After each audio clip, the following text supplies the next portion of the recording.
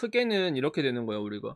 이렇게 보면은 내가 그래서 예전에 강의에서 말을 했었잖아. 짝의 조건에서 어떤 게 중요하냐면은 목화라는 것은 결국은 양이야. 금수라는 것은 결국은 음이야. 전제 조건이. 그지? 그러면은 봐봐. 여자가 목화로 태어났어요. 불리하잖아, 짝의 조건으로. 이미. 여자가 금수에 태어났어. 이게 대단히 필요해. 음으로 맞게 태어났기 때문에. 근데 내가 만약에 여자가 음인데 양으로 태어났어. 그러면 이 사람한테는 결혼이 필요하지 않다고 느낄 수가 있어. 그러면 이거 실전에서 얘기하면 어떻게 들어가는 줄 알아? 예를 들어서 인묘진 사오미에 태어나신 분들이 있어. 여자분이 계절상 봄, 여름이야.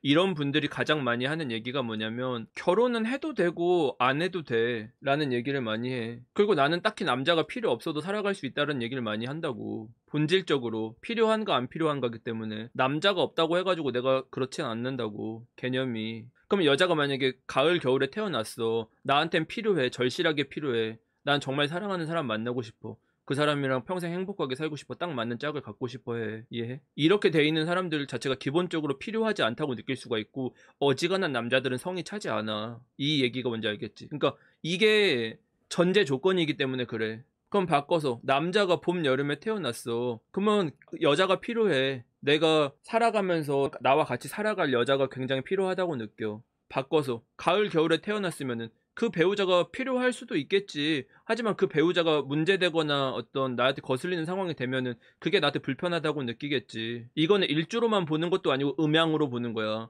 보통 일반적으로는 월지를 얘기를 해야겠지. 아니면 전반적인 구조를 봐도 돼. 전반적으로 이 사람이 목화인 양의 구성이 되어 있다라고 하면은 그 사람은 여자가 필요하지 않을 가능성이 더 높아. 만약에 목화 위주로 되어 있는 분이 결혼운이나 연애운을 물어보면 그걸 뭘 물어보는 거냐면 딱히 결혼할 생각은 없는데 과연 내 마음에 드는 사람이 들어올까 정도야. 들어온다면 만나는데 아니면 안 할래 정도라고. 근데 이 가을 겨울이신 분들이 나한테 만약에 연애운을 물어봤어. 그럼 아 제발 선생님 연애하고 싶어. 진짜 너무 갖고 싶어요. 제 짝을 찾아주세요. 약간 이런 거라고. 차이가 절실함의 차이가 필요한 사람과 안 필요한 사람의 차이가 있잖아. 그치? 개념을 그런 식으로 이해를 해야 돼. 전제가 그게 된 다음에 상대가 마음에 드냐 안 드냐야. 그 다음에 어떤 구조로 되어 있느냐야. 여기 안에 다 들어가 있어. 개념이. 근데 봐봐. 우리가 또 살아가면서 이런 게 있잖아. 연애를 하는데 연애를 하기 전에는 좋다? 근데 연애를 하면 너무 힘들어. 연애하면 마음이 찢어질 것 같고 상처가 너무 많아. 뒤질 것 같아. 그래서 연애 무서워서 연애를 더 못하겠어. 연애가 지쳐. 사랑이 너무 힘들어. 이 개념이 어디서 오냐를 생각해봐. 어디서 올까를 생각해봐야 돼. 과연 무엇이 나를 아프게 만드는가? 근데 내가 뭐라고 했어? 연애에서 아픔은 뭐라고 했어요? 연애적인 건 뭐라고 했어?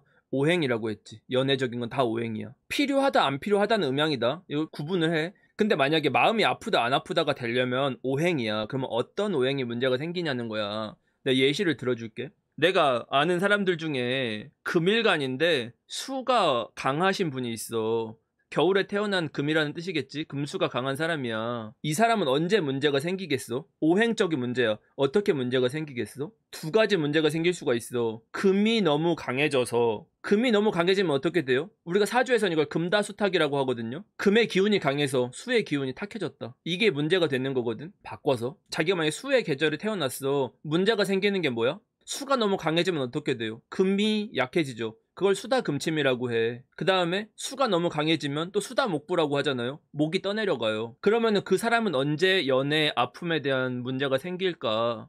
라고 얘기를 하면은 이 사람이 근래가 경자년 신축년이었거든? 그럼 이 사람이 금수가 어지간히 강한 상태였다고 치면 이 사람의 경자년 신축년 연애가 행복했겠어? 불행했겠어? 불행하죠. 문제가 생겨버렸잖아요. 이 오행의 밸런스에 문제가 생겨버렸잖아요. 변질이 돼버렸잖아요. 금을 넘어서서 금이 강해지면 넘어가 버린 거예요. 넘쳐버린 거예요. 그러면 문제가 생긴다고. 그러면 내가 마음이 드냐 안 드냐, 마음이 아프냐 안 아프냐, 마음 아픈 연애였냐 아니었냐, 연애 과정에서 문제가 생겼냐, 병이 생겼냐 라는 거는 그걸 보는 거야. 자기의 가지고 있는 그 오행의 본질을 어디까지 문제를 일으켰느냐인 거야. 그럼 바꿔봐봐. 어떤 여자 사주를 봤어? 금수에 태어났어. 뭐 가을 겨울에 태어났던 이 사람이 금수가 강한 사람이야. 그러면 이 사람은 기본적으로 자기가 정말 사랑하는 배우자를 강하게 원하는 사람이잖아. 그지? 근데 애초에 금수가 태가에서 생기는 문제가 있어. 그러니까 뭐 금이 너무 강해요, 금이 너무 많아요, 금다자예요, 수다자예요 하는 사람들 있잖아. 이분들은 기본적으로 이 연애 관계에 있어서 상처가 많을 수밖에 없어. 사주를 안 봐도. 그러면은 언제 이 부분이 해결이 될 것 같다? 이 부분이 어떻게 해야 해결될 것 같다? 자기 사주에서 내 마음에 대한 문제는 이 오행에 대한 밸런스를 맞춰줘서 해결해줘야 되는 게 내 마음의 문제를 해결해. 마음이 좋다, 나쁘다, 끌린다, 안 끌린다 이런 것들은. 다시금 바꿔서 봅시다. 만약에 봄에 태어난 사람이 있어요. 목이 굉장히 강해졌어요. 목이 굉장히 강해지면 생기는 문제가 어떻게 돼? 그러면 일단 수생목을 해야 되잖아. 그러니까 이 수가 작살이 나죠. 그 사람이 목이 강한 사주라고 치면 이미 밸런스가 깨졌잖아. 마음 아픈 일이 생길 수밖에 없잖아. 그치? 그러면은 수운이 좋겠어? 금생수운이 좋겠어? 금생수운이 더 좋아. 그거를 어떻게 해결해 주냐면 수가 강해지면은 수다목부가 될 수도 있잖아. 수가 문제가 생길 수가 있어. 금생수가 더 낫다고. 그러니까 모든 이 문제를 해결하는 걸 생으로 해소를 해야 돼, 우리가.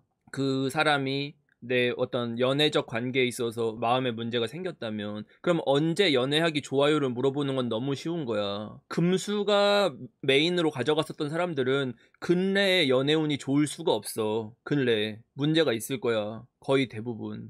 그 뭐 못 만나는 문제가 됐던, 내가 만났는데 그 사람이 뭐 양다리를 걸치던 뒤통수를 치던 뭐 여러 가지 문제가 생기는 거야. 기본적으로 이게 넘치면 안 돼. 이 적정선을 지켜야 돼, 오행이라는 거는. 왜냐면 오행이라는 거는 때가 있는 거야. 내가 계절이 정해져 있어. 내가 이 가을인데 너무 이 가을이 강해져 버리면 이 겨울 범위까지 넘어가 버리는 거야. 내가 범위가 내 범위를 넘어가면 안 돼. 문제는 뭐냐면은 이런 시기에 나한테 이런 사람들이 상담을 제일 많이 하는 질문이 뭔지 알아? 선생님, 그럼 이 사람이랑 헤어지는 게 맞아요? 아니면 계속 만나야 되는 거예요? 이 질문을 제일 많이 해, 나한테. 근데 생각해봐. 일반적으로는 사람들은 어떤 일을 했을 때 나한테 좋을지 나쁠지는 그걸 해봐야 아는 거잖아. 헤어지는 게 나쁠지 좋을지는 헤어져 봐야 아는 거잖아. 헤어지기 전엔 모르잖아. 근데 사주를 생각을 하면 내가 이게 나한테 좋을지 나쁠지에 대해서 알 수가 있는 거야. 경험해 보지 않아도. 그게 그래서 내가 오행에는 경험이 들어간다고 했잖아, 우리가. 그래서 오행을 볼 때는 이 사람이 이런 운에는 이런 경험들을 하게 되는 거잖아. 그럼 내가 이런 경험들을 하게 될 걸 미리 안다고 하면은 그 전에, 그러니까 이 시기가 오기 전에 다른 방법을 쓸 수가 있는 거야, 미리. 그래서 때를 볼 때는 이 오행만 한 게 없어. 연애 운 같은 걸 볼 때는.